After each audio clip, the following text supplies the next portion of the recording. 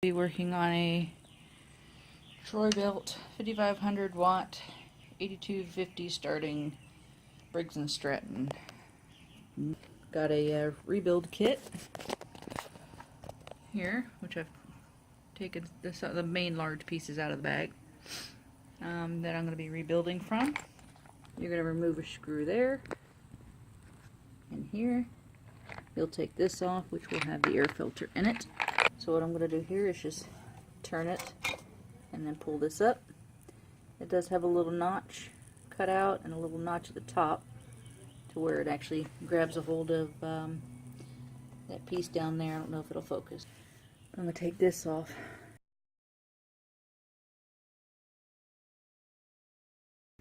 You want to make sure that your fuel is turned off and that this is turned off. Pull this wire off. There we go. And then this plug back here actually is just an exhaust recycler. So I'm just going to give that a wiggle right here.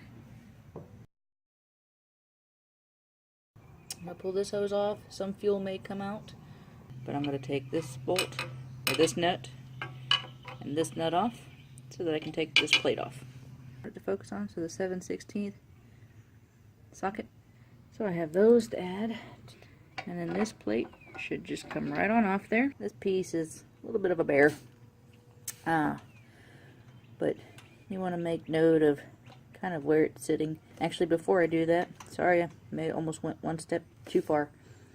These here have got to come out so that we can pull the housing off, and that'll help to where I can angle this some to get to it.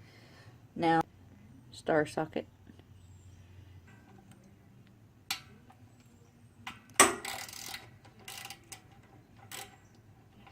And when you take these out, I'm going to do the same with this one. Alright, and there's the next one. Should just pop off like that. Best way I've found is just kind of wiggle it until you get it off. So I'm going to take these bolts right, or excuse me, yeah, these bolts right here. Just know when you go to take this off that there is a spring in here, so it's going to start trying to push it away from the housing, if you notice. Alright, so once we have it broken apart here, inside there is going to be a little spring that sits in the center. We're going to hold on to that. Okay, so there's the empty housing. This is your float. Let's focus on this first. Let's set that aside. So, got gas all over my hand. There's a little pin here. You may need some pliers or needle nose to get it out, or you may get lucky and get it out on its own. I'm just going to throw that in the housing. This little piece here will come off. That looks like a toilet bowl lid. And then inside, underneath that, is your little, basically your fuel stopper. Needle valve. Yeah. Then through here, if you look in the center, you've got one of your little mini jets. You might be able to get it out. So now for the other half.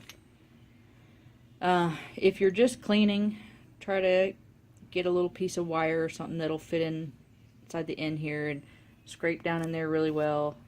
Scrape through these little holes which go from one side to the other. Little rubber seal. Ours was quite stretched out, and we fought to get it on there. When we tried to just clean it and make this one work, we used this seal-all. I'm going to try not to damage it if possible, in case the rebuild kit for some reason doesn't work. This one we're just going to unscrew. So hopefully it's not going to be a pain as well.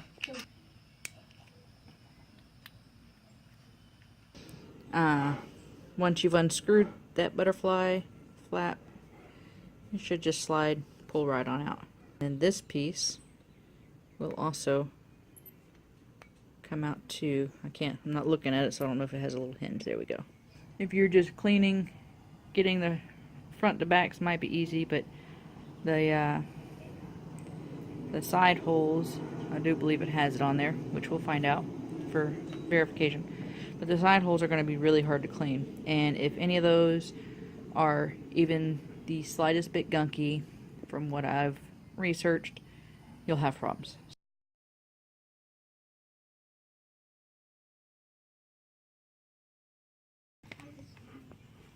This piece right here.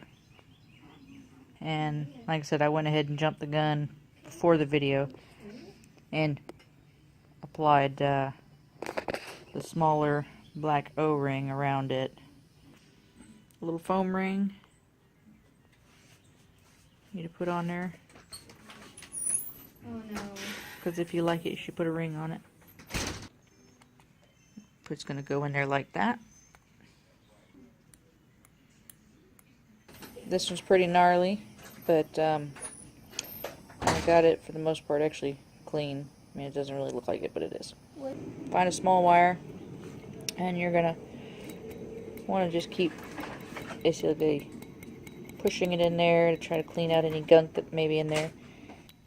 Use some Carb cleaner in there as well. Spray it in there carefully. Now I will go ahead and give you a full warning when you spray it in there, even with the straw. It's going to spray out of these holes. It's going to spray out of those holes. So now these 3 holes here, I mean, you can actually see through them, so because I've been cleaning them. You're going to try to get that in there, and it'll go in one side and out the other.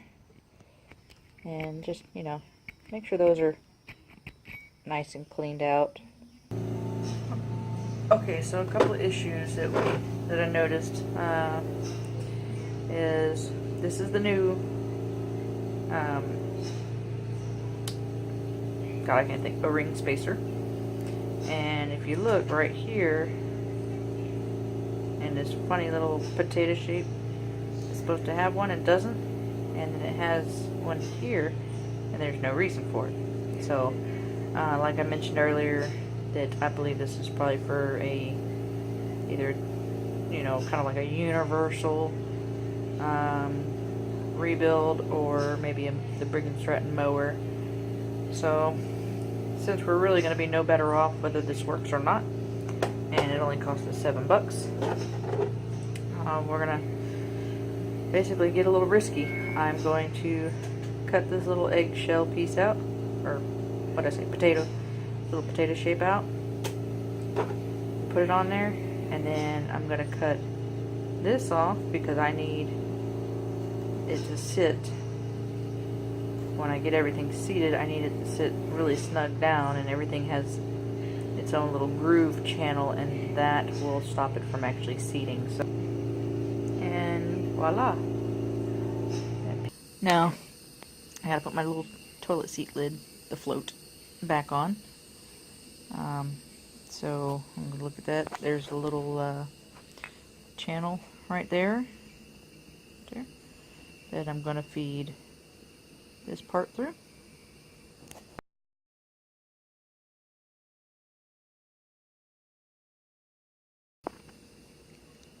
Okay, I'm just gonna flip it over, and then I'm gonna put it right in there. Grab my little metal pole here. If you have a spare person that can hold a camera for you when you're doing a tutorial, I highly recommend it. This is the spring, the old spring, just because none of the new springs quite looked like this one. So I decided to go ahead and keep it. And that sits right there. And that little centerpiece on the bowl, that's going to go right on it.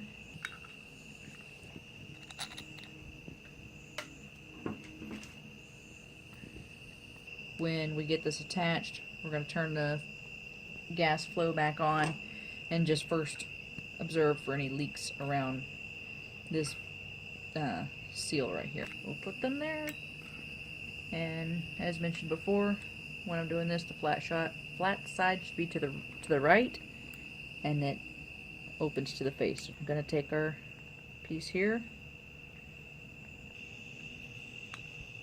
this is where the choke handle, which flew off in that direction, I know where it's at, but so this needs to be closer to you when you install. There. Alright, and then this teeny tiny little thing has got to go on the other side. Here's a small hole here on the back side. There. Alright, so we'll get that on. And get our really ridiculously long bolts here. And as previously mentioned, you'll know which end with that little tiny star. Here and here. So I'm just going to get that snug.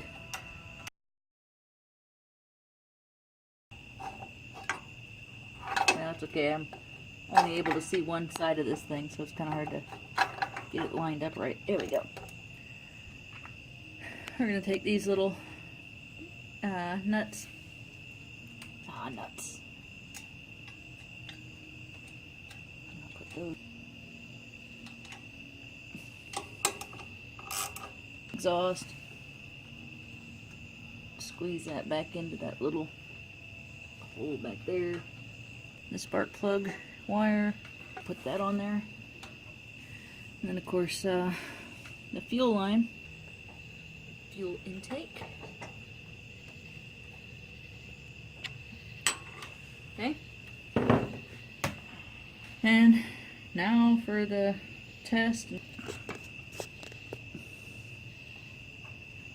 Turn that on. Alright, so attempt after the rebuild. Go ahead. Oh, we turned the fuel on and the little switch on the bottom on.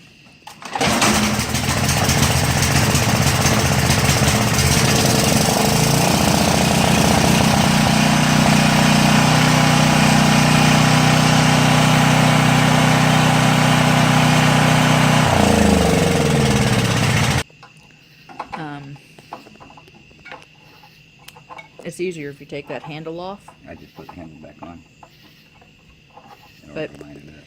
But so, there we go. It works. Yay. And I hope this video helped somebody out. Don't forget the gasket.